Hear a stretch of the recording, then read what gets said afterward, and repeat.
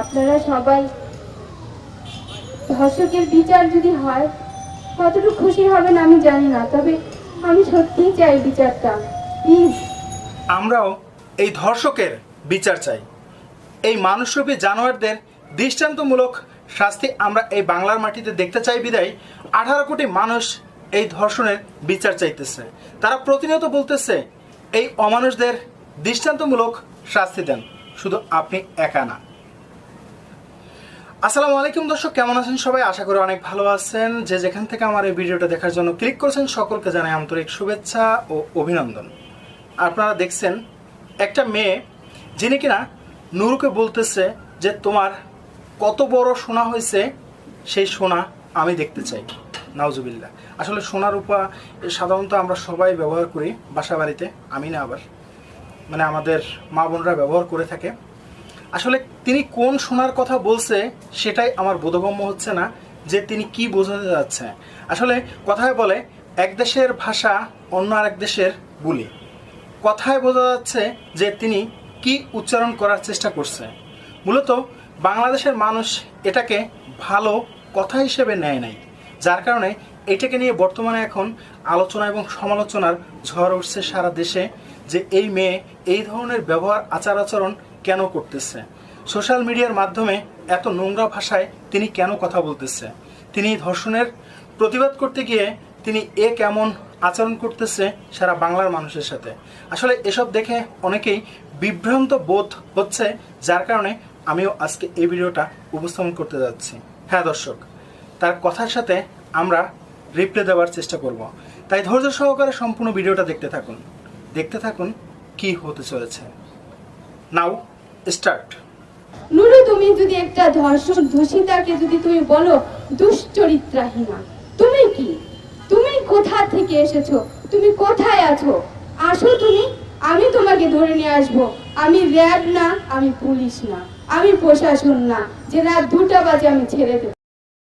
তিনি কিন্তু ছেড়ে দেবে না, তিনি র্যাবও না পুলিশও না, তিনি কিন্তু রাত 2টা বাজে ছেড়ে দিবে না। আসলে কি কারণে ছেড়ে দিবে না বা কি করবে সেটা একটু পরে আপনারা জানতে পারবেন, তাই ধৈর্য সহকারে সম্পূর্ণ ভিডিওটা দেখতে থাকুন কি কি বলতেছে। ছেড়ে দেব তোমাকে, আলু ভর্তা যেমন করে ঠিক তেমন ভাবে আমরা নারীগুলো করব। আলু ভর্তা যেমন করে ঠিক তেমনি ভাবেই তাকেও সেই নারীগুলো মিলে সেভাবে করবে আলু ভর্তা, তাই না? খুব সুস্বাদু বাংলাদেশের জন্য। নারীগুলো করব। তুমি আসো আমার সামনে, যদি সাহস থাকে, সতী মায়ের সন্তান হয়ে থাকো, দয়া করে আমার সামনে আসো। মানে তিনি বোঝাতে যাচ্ছে যে তোমারে কত প্রকার কসম দিলে, তোমার উপরে কত ধরনের প্রভাব দিলে তুমি তার কাছে যাবা। আমি তোমার ধর্ষকের পরিণতি দেখতে চাই। কত বড় সোনালা তুমি, সোনার বাংলায় টিকে থাকতে পারো। আমি সেই বাংলা। এই কথাটাই সারা বাংলাদেশের মানুষ অন্য মাইন্ডে নিয়ে নিয়েছে। ভাই, এখানে অন্য মাইন্ডের কি আছে? তিনি তো সোনার উপর কথা বলছে, যেগুলো সাধারণত গলায় পড়ে, নাকে পড়ে, কানে পড়ে, এই ধরনের কথাগুলো বলতেছে। ভিপি নূরকে উদ্দেশ্য করে বলতেছে যে তুমি কত বড় সোনাওয়ালা ব্যক্তি হয়েছো, আমরা দেখতে চাই আর কি। আমি নুরুকে না, প্রত্যেকটা ধর্ষককে আমি প্রচন্ড ঘৃণা করি। ঘৃণার দৃষ্টিতে আমার সামনে যে ভাইরা আছেন তাদেরকে আমি অনুরোধ করব, যেখানে যেমন পাবে ঠিক তেমনি ভাবে জুতা সহ না, আরো অনেক কিছু আছে, দিতে দিতে একদম ঘাড়ের মধ্যে। এই ধর্ষকদের আমরাও ঘৃণা করি, প্রচণ্ড ঘৃণা করি। আমরা যদি এই ধর্ষকদের পেতাম তাহলে ঠিকই তাদের মুখে থুতু ফেলতাম। আপনি তো শুধু বলছেন জুতো পিঠার কথা, হয়তো অন্য অন্য পিঠাও তার উপরে পড়তো। আসলে এই ধর্ষকদের জন্যই আজ আমাদের দেশের এই অবস্থা, বর্তমান পরিস্থিতি খুব ভয়াবহ। আপনারা দেখতে পাচ্ছেন সারা দেশে বিভিন্ন জায়গায় আন্দোলন সংগ্রাম চলতেছে, যাদের দৃষ্টান্তমূলক শাস্তি দেওয়া হয়। এমন ভাবে বুঝিয়ে দাও যেন তারা বুঝতে পারে যে অন্যায় করলে কি হয়। তো 2001 সালে পূর্ণিমার পাশে এসে দাঁড়ান নাই? তখন কোথায় ছিলেন? যে পূর্ণিমাকে যখন গণরেপ করা হয়েছিল, পূর্ণিমার আর কতবার কষ্ট পাবে, আর কতবার ধর্ষণের শিকার হবে, কতবার তোমরা ধর্ষণ করবে। তখন তো তোমরা ধর্ষণের উৎসব খেলা শুরু করেছিলে, আমরা তো খেলা শুরু করি নাই। হ্যাঁ, তিনি তো খেলা শুরু করে নাই, তিনি তো একজন মহিলা মানুষ ছিলেন, তিনি খেলা শুরু করে নাই। আসলে সেই পূর্ণিমার পাশে কিন্তু সারা বাংলাদেশের মানুষই তখনও দাঁড়িয়েছিল, আর এখনও এই ধর্ষকদের বিরুদ্ধে মানুষ প্রতিনিয়ত প্রতিবাদ করে যাচ্ছে। আমাদের আওয়ামী লীগ সরকার কিন্তু ধর্ষণের বিচার করছে, ধর্ষণের বিচার দেখছে, ফাঁসির রায়ও কার্যকর করবে আমার বিশ্বাস। তো আমি এখানে ফাতেমাকে বলবো, ফাতেমা তুমি আমার বোন। হ্যাঁ, আমাদেরও বিশ্বাস সরকারের প্রতি খুব দ্রুত যেন ফাঁসির রায় কার্যকর হয়। আপনি যে কথাগুলো বলতেছেন সেই কথাগুলো তো আমাদের কথা, কিন্তু প্রথম দিকে যে কথাগুলো বলছেন সেই কথাগুলো কতটা যুক্তিসঙ্গত, আমাদের দেশের সাথে মেলে কিনা সেটা কি একটাবার চিন্তা করে দেখছেন?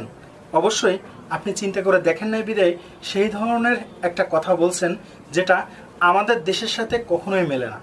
আসলে এই ধরনের ব্যবহার আচার আচরণ একটা মেয়ের কাছ থেকে সোশ্যাল মিডিয়ার মাধ্যমে আমাদেরকে শুনতে হচ্ছে, খুবই দুঃখজনক। তার কারণ হচ্ছে যারা এই ধরনের ব্যবহার আচার আচরণ করে তাদের ভিতরে কতটুকু ভালো বা কতটুকু ব্যক্তি পরিচয় আছে সেটা আমার বোধগম্য না। আপনারা অবশ্যই আপনারা কমেন্ট বক্সে লিখবেন। তুমি আমার বোন, আমার বোন হওয়া যে কথা, আমি হওয়া সেই একই কথা। অনুরোধ করব, মন ভেঙে পড়ো না, আমি আছি। কেউ না থাক, আজ থেকে তোমার পাশে থাকবো। গতকাল রাত্রে আমি কমিটমেন্ট করেছিলাম, আমি থাকবো, সত্যি থাকবো, যা হয় হবে। হ্যাঁ, সর্বশেষে তিনি বলছে যে ফাতেমা তুমি আমার বোন, আমার বোন হওয়া যেই কথা আমি হওয়াও সেই কথা।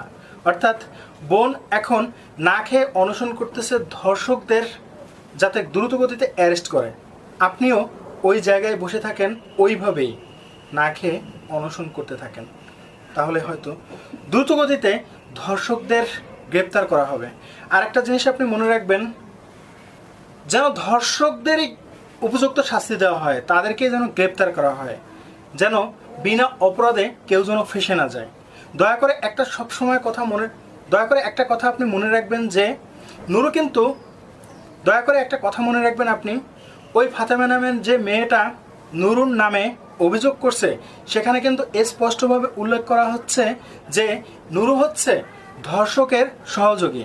নুরুর কাছে আমি বিচার দিতে গেছিলাম, তিনি বিচার করে নাই বিদায় তার উপরে আমরা মামলা ঠুকে দিচ্ছি। সেই বিষয়টা আপনার একটু মাথায় রাখা উচিত। আসলে আমরাও চাই ধর্ষকদের বিচার হোক, অপরাধ যারা তাদের যেন বিচার না হয়। হ্যাঁ, এটাই বাংলাদেশের মানুষের প্রত্যাশা। ভিডিও শেষ পর্যায়ে চলে এসেছে। ভিডিওটি ভালো লাগলে লাইক করবেন, কমেন্ট করবেন, সাবস্ক্রাইব করবেন।